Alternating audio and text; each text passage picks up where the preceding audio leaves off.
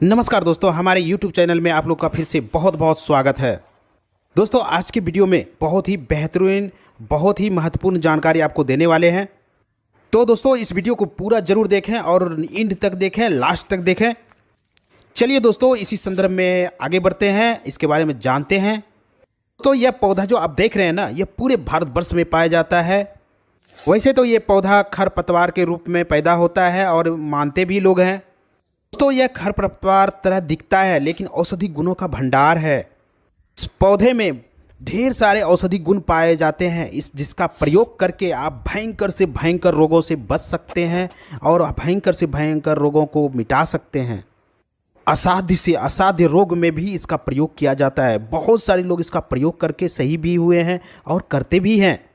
दोस्तों, इसी संदर्भ में आज हम इस पौधे के बारे में बात करेंगे आपसे। तो इस पौधे का मैं नाम बताऊंगा और इसका प्रयोग कैसे करना है, किस मात्रा में करना है और कौन कौन सी बीमारी में करना है। बस आप ध्यान से सुनिए और इसका फ़ायदा लीजिए। इस पौधे में थोड़ा सावधानी भी बरतनी पड़ती है, मैं पहले ही बता दे रहा हूँ। वीडियो को ध्यान से देखिएगा और सावधानी पूर्वक ही इसका प्रयोग करिएगा।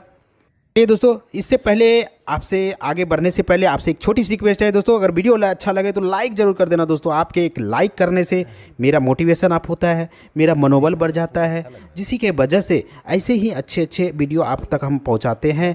और दोस्तों, अगर आप पहली बार मेरे इस चैनल पे देख रहे हैं तो दोस्तों सब्सक्राइब जरूर कर लीजिएगा और बेल आइकन को ज़रूर क्लिक कर लीजिएगा, ताकि मेरे द्वारा दिए गए जानकारी आप तक पहुँचे और आप उसका फ़ायदा ले सकें। और दोस्तों, आप एक लाइक करते हैं ना, मुझे कोई पैसे उसे नहीं मिलते हैं, बस मेरा मोटिवेशन अप होता है। चलिए दोस्तों, मैं इसका नाम बताता हूँ। इस पौधे का नाम है कंटकारी का पौधा, और इसे भटकटैया के नाम से भी जाने जाते हैं या फिर कंटेरी का पौधा।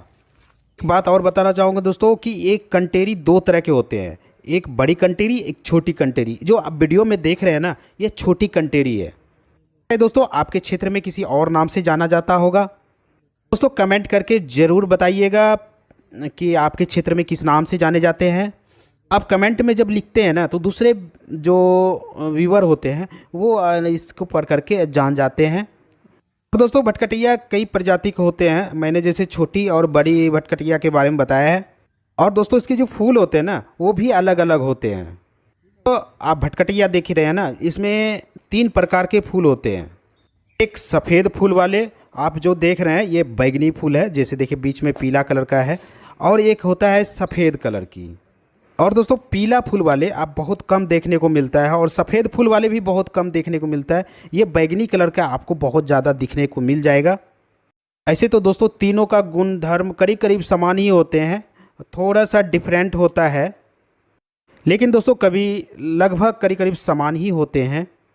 कंटेरी देख रहे हैं ना, इसका उपयोग अस्थमा, पाचन विकार, बवासीर, चाहे खूनी हो या बादी, या मूत्र विकार, या कान में सूजन हो जाना, या फिर कान में हो रहा जलन, या फिर मूत्र विकार में जैसे कि रुक रुक के आना, जलन होना, इन्फेक्शन होना, तो जो जैसे गुर्दे में किसी प्रकार की इन्फेक्शन हो जाना, दर्द होना, सूजन होना, दोस्तों ब्लड में संक्रमण हो जाना या ब्लड में खराबी आना, या फिर दोस्तों यौन इन्फेक्शन या यौन संक्रमण, इन सब बीमारी के लिए इसका प्रयोग किया जाता है। वीडियो में मैं पहले ही बता दूँ, इसका सावधानी से प्रयोग किया जाता है, इसका नुकसान भी होता है। वीडियो में बने रहें, मैं इसके फ़ायदे भी बताऊंगा और नुकसान भी बताऊंगा। यह जो कंटेरी आप देख रहे हैं ना, इसके पूरे भाग का प्रयोग किया जाता है, पूरे पंचांग का प्रयोग किया जाता है, जैसे कि जड़, तना, पत्ती, फूल, फल। ऐसे तो सभी भाग का प्रयोग किया जाता है, कांटे का भी प्रयोग किया जाता है, यहाँ तक जो फूल के बीच में जो पीले पीले रंग के हैं ना, उसको भी प्रयोग में लाया जाता है। इसके फल का तो प्रयोग होता ही होता है, और इसके पूरे पंचांग का, पूरे भाग का ज़बरदस्त फ़ायदा है, ज़बरदस्त प्रयोग है।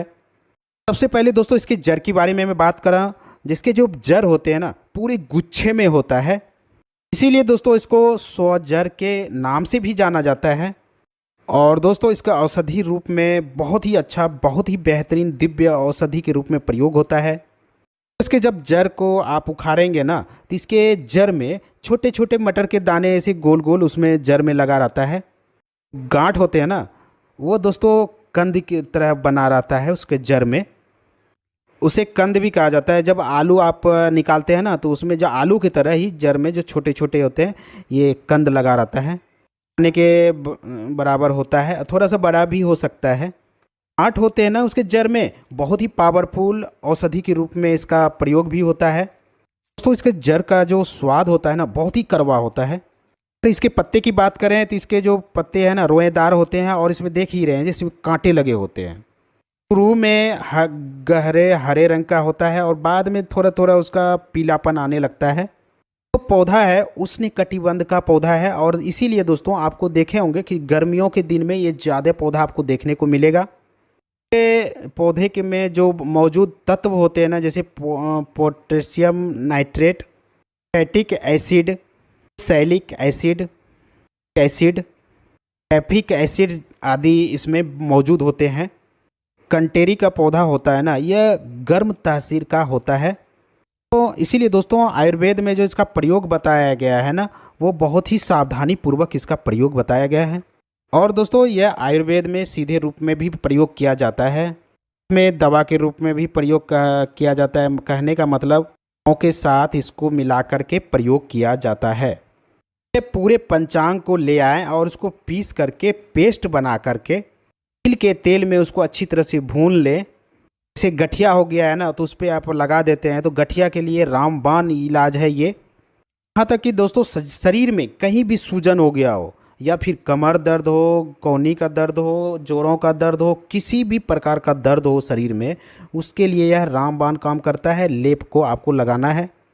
खांसी के लिए यह औषधि बहुत ही ज़बरदस्त माना गया है, और खांसी में दोस्तों इसको कई तरह से इसका प्रयोग किया जाता है। जो दमा होता है ना, जिसमें कि सांस बहुत ज़्यादा फूलता है, ये बहुत ही बेहतरीन और बहुत ही रामबाण औषधि है ये। इसको सही करने के लिए कई तरीके हैं। एक तरीका ये है, तो उसके लिए क्या करें, इसके फूल जो देख रहे हैं ना, उसमें जो मैंने बताया दिखाया था पीले पीले दल जो होता है, उसको निकालना है। पीले पीले है, उसको आपको निकाल करके इकट्ठा थोड़ा सा कर लेना है, ले आना है। ज़्यादा क्वांटिटी में आप उसको ले आएँ और उसको सुखा करके और उसको पीस करके पाउडर बना लें। 10 ग्राम की मात्रा में वो ले लें पाउडर, और उसमें शहद मिला करके उसको चटाएँ। इस तरह से आप सुबह शाम आप दिन आप कंटिन्यू करें। दमा रोग के लिए बहुत ही बेहतरीन औषधि है, बिल्कुल नेचुरल है। तो दूसरा तरीका क्या है ना, इसके पूरे पंचांग को उखाड़ करके और को पीस करके पाउडर तैयार कर लें। 2-3 चम्मच ले लें और आधे लीटर पानी में अच्छी तरह से उसको उबालें। जब आधा बच जाए, आप उसको क्या करें, जब बच जाए हल्का गर्म रहे तो आप उसको सीप कर करके जैसे चाय पीते हैं ना, उस तरह से पी लें उसको। दिन में 2 बार प्रयोग करें, या ज़्यादा है तो 3 बार भी करिए, प्रयोग कर सकते हैं। करेगा ही करेगा, आपके फेफड़े से संबंधित सारी बीमारियों को यह दूर करता है।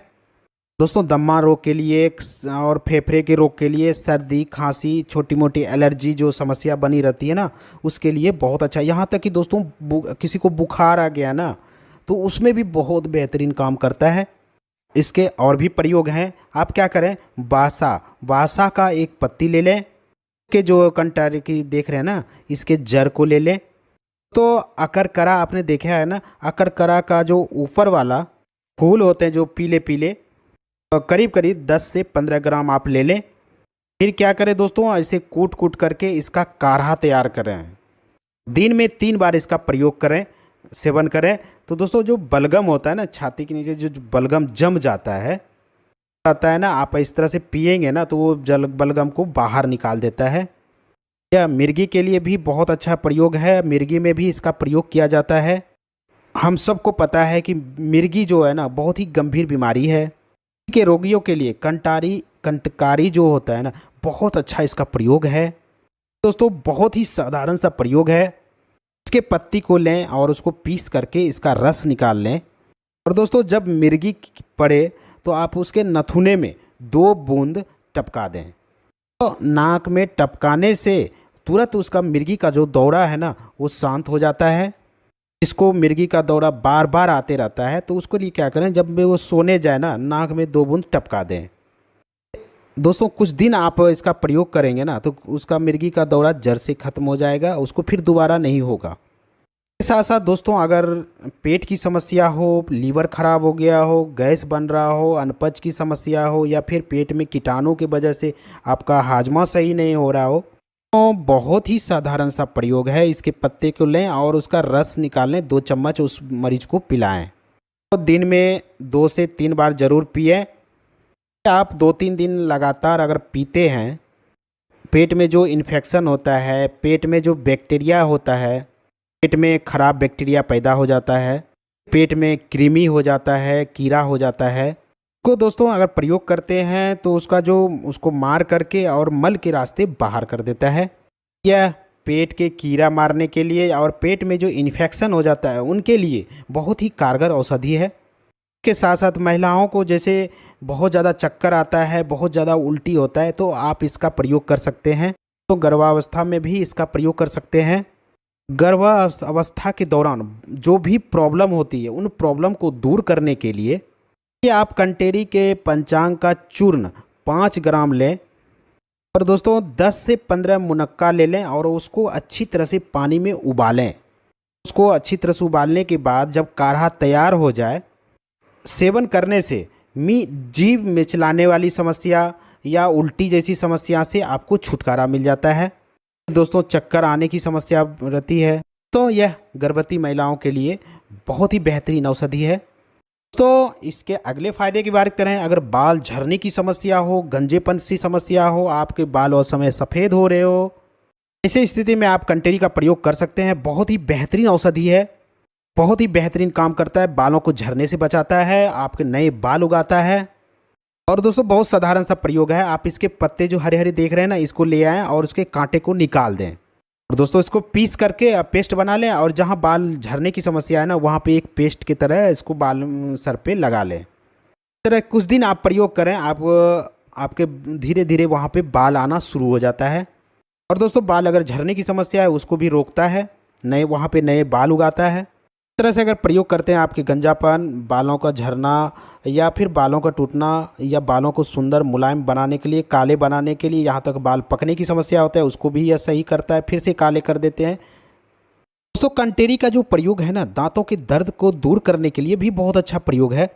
अगर दोस्तों किसी को दांतों में प्रॉब्लम है तो आप कंटेरी का पौधा का प्रयोग करके आप दांतों की समस्या से छुटकारा पा सकते हैं।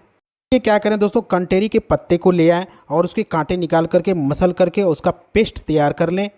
दोस्तों जब सुबह सुबह जगते हैं ना, तो जब ब्रश आप करते हैं उसके बाद आप क्या करें, उस पेस्ट से अपने दांतों का हल्के हल्के उंगली के सहायता से उसको मालिश करें और उससे मालिश करें। और जहाँ पे दोस्तों दर्द हो रहा हो ना, इस पेस्ट को उस जगह रख करके थोड़ा देर उसको छोड़ दें।